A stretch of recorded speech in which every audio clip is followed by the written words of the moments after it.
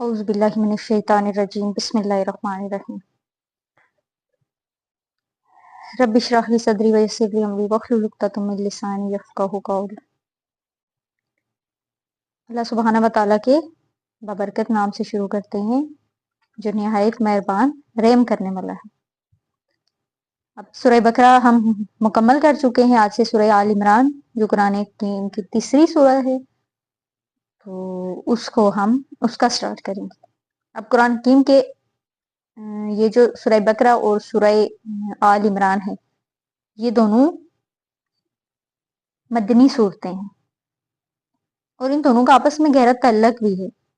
यानी दोनों सूरतें हरूफे मक्तात से शुरू होती हैं और दोनों सूरतों का जो आगाज है वो क्या है कि कुरान मजीद की अजमत का बयान है, जबकि इख्तिताम पे बड़ी अजीम आयात है।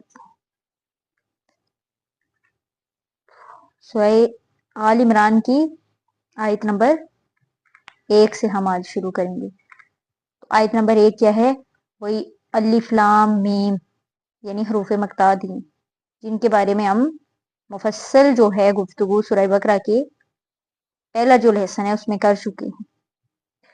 आयत नंबर 2 क्या है कि अल्लाह वो माबूद बरहक है जिसके सिवा कोई इलाह नहीं, वो जिंदा है सबका कायम रखने वाला।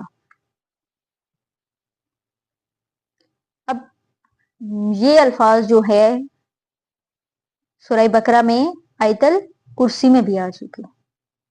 अल्लाहु ला इलाहा इल्ला हुवल हय्युल क़य्यूम। एक हदीस शरीफ में आता है कि अल्लाह ताला का ये एक इसमें आजम है जिसके हवाले से अगर कोई दुआ मांगी जाए तो वो जरूर कबूल होती है। और ये 3 सूरतों अल बकरा, आले इमरान और ताहा में है। यानी बता दिया गया है कि इन 3 सूरतों में है वो इसमें आजम के जिसके हवाले से अगर अल्लाह से कोई दुआ मांगी जाए तो वो जरूर कबूल होती है। अब हजूर सल्लल्लाहु अलैहि वसल्लम ने तयन करके नहीं बताया कि ये इसमें आजम कौन सा है, अलबत्ता कुछ इशारे किए हैं। जिस तरह से अब हमें ये लैलतुल कद्र के बारे में है जो 1000 महीनों से अफसल है, इसके बारे में भी तयन के साथ नहीं बताया कौन सी है, बल्कि फरमाया कि उसे आखिरी अशरे की ताक रातों में तलाश करो ताकि ज्यादा शौक पैदा हो, ज्यादा ज़ौक़ व शौक का मामला हो। इसी तरह इसमें आजम के बारे में भी आप सल्लल्लाहु अलैहि वसल्लम के इशारात हैं। आप सल्लल्लाहु अलैहि वसल्लम ने फरमाया कि ये 3 सूरतों सूरह बकरा, आले इमरान और सूरह ताहा में है और इन 3 सूरतों में जो अल्फाज मुश्तरक हैं वो अल हय्युल क़य्यूम के ही। वो सूरह बकरा में ये अल्फाज आयतुल कुर्सी में आए हैं, अल्लाहु ला इलाहा इल्ला हुवल हय्युल क़य्यूम। सूरह आल इमरान में ये जो दूसरी आयत है इसमें है, और सूरह ताहा में हम आगे चल के पढ़ेंगे उसमें आयत नंबर 111, सूरह ताहा की आयत नंबर 111 में मौजूद है। तो क्या है कि ये इसमें आजम है, इसके हवाले से अगर अल्लाह से कोई भी दुआ मांगी जाए तो वो जरूर कबूल होती। आयत नंबर 3 क्या है कि उसने नाज़िल फरमाई है आप पर ये किताब हक के साथ, ये तस्दीक करते हुए आई है उसकी जो इसके सामने मौजूद है, और उसने तौरात और अंजील नाज़िल फरमाई थी। यानी अल्लाह जो अल हय्य है, अल क़य्यूम है, जिसके सिवा कोई माबूद नहीं। अब इसमें इस कलाम की अजमत की तरफ इशारा हो कि जान लो कि ये कलाम किसका है, किसने उतारा, और ये तस्दीक करते हुए जो इससे पहले आयात हैं, उसने तौरात और अंजील जो नाज़िल हुई, इससे पहले जो कुतुब आसमानी कुतुब हैं नाज़िल हुई, उनकी तस्दीक करते हुए आई है। यानी उन किताबों में हजूर सल्लल्लाहु अलैहि वसल्लम के मतलब जो पेशनगोइयां हुई हैं उन किताबों में जो तौरात और अंजील थी उसमें मौजूद थी। हजूर सल्लल्लाहु अलैहि वसल्लम की तरफ किए आने के हवाले से हजूर सल्लल्लाहु अलैहि वसल्लम की बात से रिलेटेड जो पेशनगोइयां थी। आयत नंबर 4 क्या है कि इससे पहले लोगों की हदायत के लिए अल्लाह ने फुरकान उतारा, बेशक जिन लोगों ने अल्लाह की आयात का इनकार किया उनके लिए सख्त अजाब है और अल्लाह ताला जबरदस्त है, इंतकाम लेने वाला है।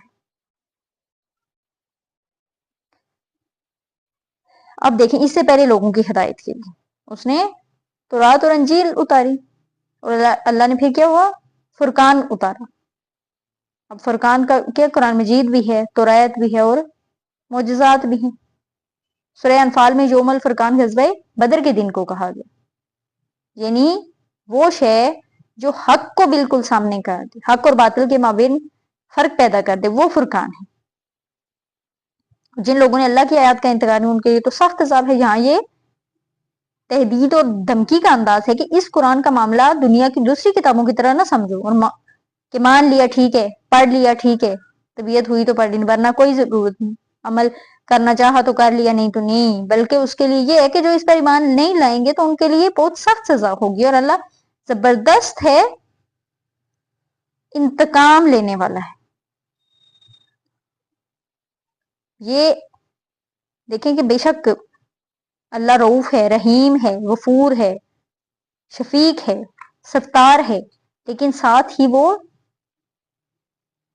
عزیز ذو انتقام بھی ہے. اللہ تعالیٰ کی یہ دونوں شانیں ذہن میں، دل میں رکھنی چاہیے. آیت نمبر 5 کیا ہے کہ یقیناً اللہ پر کوئی شے بھی مخفی نہیں ہے، نہ آسمان میں نہ زمین میں. یہ تو ہمارا ایمان ہے. اللہ تعالیٰ سے تو کوئی شے چھپی ہوئی نہیں ہے. چاہے جو زمین میں ہے اس کا مالک تو وہی ہے، پھر اس سے کیا چیز چھپی ہوئی ہوگی.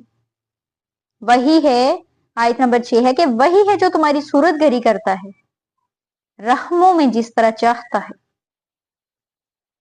اس کے سوا کوئی معبود نہیں، وہ غالب اور حکیم ہے. کہ یعنی جو ماں کے پیٹ میں صورتیں بناتا ہے، یہ اللہ کی قدرت سے متعلق ہے. وہی ہے جو تمہاری نقشہ کشی کرتا ہے ماؤں کے رحموں میں، ماؤں کے پیٹوں میں جیسے چاہتا ہے. کسی کے پاس تو اختیار نہیں ہے کہ وہ اپنی شکل و صورت خود بنائے، اپنا نقشہ خود بنائے. اللہ کے سوا کوئی معبود نہیں. یہ تو ہمارا ایمان ہے، وہی غالب اور حکیم. آیت نمبر 7 یہ ہے کہ وہی ہے جس نے آپ صلی اللہ علیہ وسلم پر یہ کتاب نازل فرمائی، اس میں محکم آیات ہیں اور وہی اصل کتاب ہے، اور کچھ دوسری آیتیں ایسی ہیں جو متشابہ ہیں. تو جو لوگ جن کے دلوں میں کجی ہوتی ہے وہ پیچھے لگتے ہیں ان آیات کے جو ان میں سے متشابہ ہیں، فتنے کی تلاش میں اور ان کی حقیقت و ماہیت معلوم کرنے کے لیے، حالانکہ ان کا حقیقی مفہوم اللہ کے سوا کوئی نہیں جانتا. اور جو لوگ علم میں راسخ ہیں وہ یوں کہتے ہیں کہ ہم ایمان لائے اس کتاب پر، یہ کل کا کل ہمارے رب کی طرف سے ہے، اور نصیحت حاصل نہیں کر سکتے مگر وہی جو ہوشمند ہیں. کیا ہے کہ وہی ہے جس نے آپ صلی اللہ علیہ وسلم پر یہ کتاب نازل فرمائی، یعنی اللہ ہی ہے جس نے یہ کتاب. باقی کسی کا تو نہیں بنتا اتنا، باقی تو کسی کی اتنی استطاعت ہی نہیں ہے.